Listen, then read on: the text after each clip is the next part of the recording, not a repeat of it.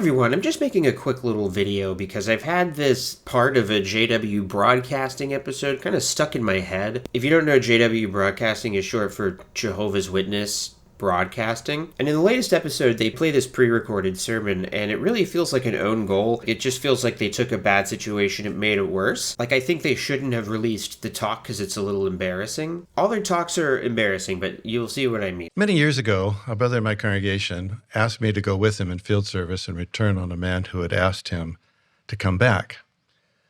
Well, it wasn't too long after we were there in his house that it became clear to us that he wasn't so much interested in listening to us as he was to convince us that Jehovah's Witnesses was the wrong religion. The guy talking is John Ekron, who is very boring. Now, The theme of the talk is basically, no, we're not weird. maybe you've heard others say that Jehovah's Witnesses are a breakaway Christian sect or that we're a new American religion. Sometimes you'll hear that Jehovah's Witnesses are an American breakaway sect. Except he kind of says it wrong, actually. Jehovah's Witnesses are a breakaway Christian sect. I never heard this when I was a Jehovah's Witness. I did hear a lot of talks where speakers said that other nebulous people were saying that we were a sect. I've mentioned this in other videos, but Jehovah's Witnesses treat the word sect as if it's like a slur, but it's not. It's a value-neutral term. It just means a branch off of a traditional or orthodox path of religion. Their beliefs are considered unorthodox, a little bit out of the norm. And that's just objectively true about Jehovah's Witnesses. Orthodox Christianity is that Jesus is God because the Trinity or something. But Jehovah's Witnesses are unorthodox. They don't believe in the Trinity, so they don't believe that Jesus is God. And that is different, and so that does make them a sect. I don't think anyone's actually accusing them of that because it isn't an accusation, it's just a statement of fact. Now, the thing myself and other ex-Jehovah's Witnesses have mostly focused on is the part of this where he goes at that American accusation, and that, I imagine, is more of an accusation outside of the United States, where I live. Now, some feel that because our world headquarters is in the United States, that Jehovah's Witnesses are an American religion. But that reasoning is like some who say, Well, the Bible's only for the Jews because it was written by Jewish men. If you live in a Jewish or Islamic or Buddhist culture and your religion has been around for thousands of years, a new American sect is just a little silly almost. That's a big part of Ambrose Gore's memoir, Leaving the Witness. This isn't even the thing I want to focus on, but let's quickly say, yeah, it's obviously true. the fact that Jehovah chose the United States as the location for world headquarters doesn't mean that Jehovah's Witnesses are an American religion. They are an American sect because, yeah, it was started in America by Americans, and all of their leaders have to be American citizens. Unless... Is that really true? Did Brother Russell start a new religion? No, absolutely not. Jehovah's Witnesses are not a new religion started by Brother Russell, but rather Brother Russell and the early Bible students found the ancient path of Christianity that Jesus and the apostles walked on. Americans didn't start the religion. Just some guy who happened to be in America rediscovered an ancient religion, which means it's not even new, and it's not even American. This is the thing I want to focus on. You see, internally, this is a chance for the leadership to sort of inoculate their members against a certain kind of criticism that they might hear. People in America are more likely to hear that the group is a cult, right? Not that it's a sect. Nobody's like, Hey, don't join that group. It's a sect. he doesn't want to say the word cult because the leadership really doesn't like to say that word. So instead what he does is something of a straw man. He brings up a much less bad thing to be an American sect. They have an FAQ article about this on the website, which I read as a witness, and I remember sort of thinking, oh, well, that actually doesn't even seem that bad if we're an American sect, as long as we're right. This is how you think as a cult member, because it is a cult. So John Ekron brings up a less scary thing, an American sect. He says, many people are saying. But putting aside his flawed reasoning for a moment, maybe you've heard others say, And in your mind as a witness, you're like, oh, wow, I'll bet people are saying that in Satan's world. And you know what? Even if they were, it's not that bad. But then John Ekron goes on to describe a way worse thing than just being a branch-off sect of some form of Christianity. yes, Jehovah's Witnesses today, we don't have a single leader or one man that is leading the organization. We're organized today as it was in the first century. a governing body, a group of men Jehovah uses to lead his organization today. Guys, we're not some sect. We are a cult. We don't have one leader, okay?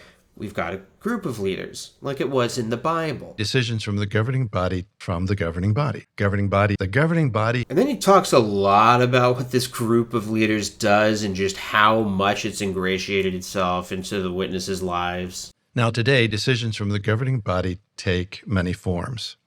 It could be articles in the Watchtower, letters to bodies of elders and the congregations, governing body updates, organizational direction provided at schools, and many other forms. Everyone is so unified. How dare they say we're a sect? We're so unified. And all the congregations around the world are united by the direction that we get from the governing body. Being unified isn't an argument against being a sect. It actually has nothing to do with whether or not you're a sect. Like, you can just be an online shitposting group and be really organized. Which makes it kind of weird that he's bringing this up. Like, why is he bringing up all these things that don't have to do with the subject matter at hand? We're not a sect. We just follow a group of guys who we all believe, because we have to, because we're unified no matter where we live in the world, that these guys were appointed by Jesus. And Jesus' dad, Jehovah. There's not the Latin Jehovah's Witnesses or the American Jehovah's Witnesses or the European Jehovah's Witnesses. We're all united worldwide. Nobody ever branches off of this particular group. Nobody ever leaves. There's no other splinter groups because there's no disagreement. Right, everybody? And Jehovah's Witnesses in one country don't say, Well, I don't think that direction from the governing applies to us here.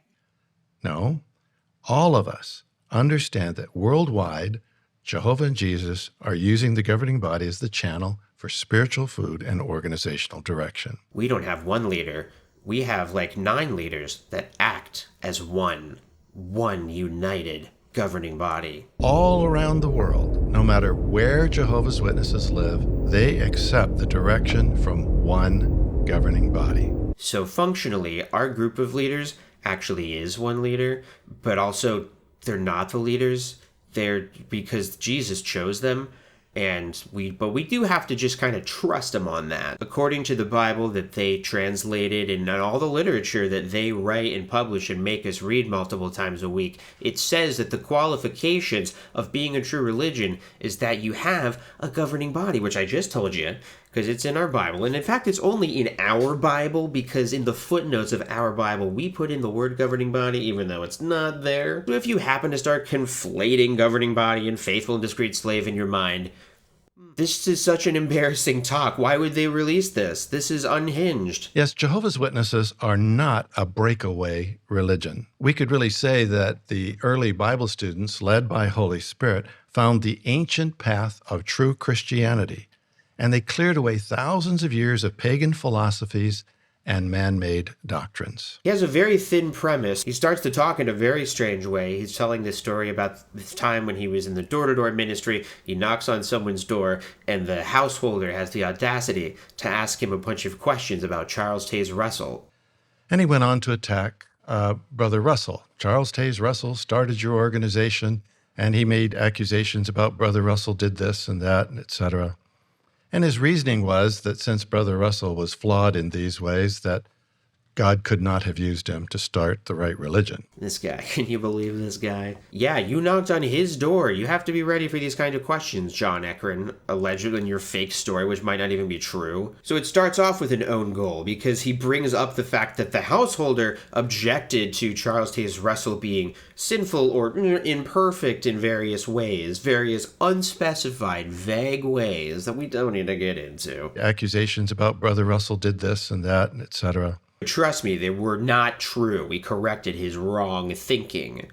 Well, we took the opportunity to point out his wrong reasoning. And then he does a really stupid thing, which they didn't cut out for the broadcast, which is like when you have the great pleasure of reading Russell's early writings, and if you're a Jehovah's Witness, just a rank and file Jehovah's Witness, you don't have access to Charles Taze Russell's early writings. They're not on the website. They're not on Watchtower Online Library, conspicuously. If you've ever wondered why they only go back so far, it's because the farther back you go, the cringier it gets. Well, when you get a chance to read some of the early writings of Brother Russell and the early Bible students, you get a real sense of discovery.